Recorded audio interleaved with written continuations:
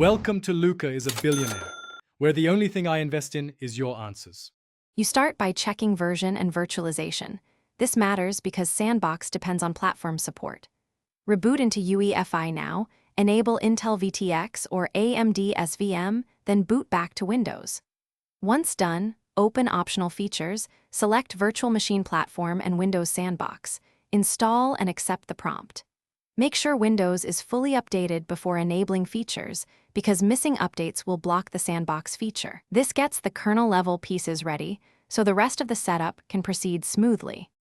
Once prerequisites are in place, run PowerShell as administrator and enable Hyper-V-related services if needed.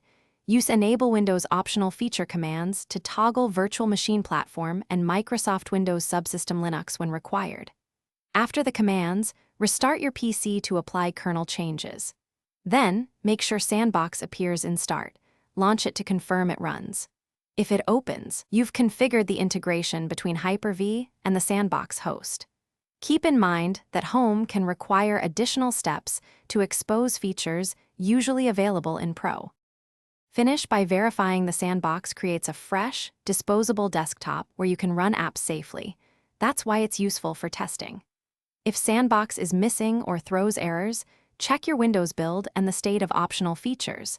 Make sure virtualization remains enabled in firmware, because a disabled CPU setting is the usual culprit.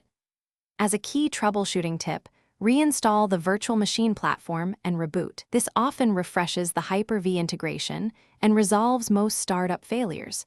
So try that before deeper diagnostic.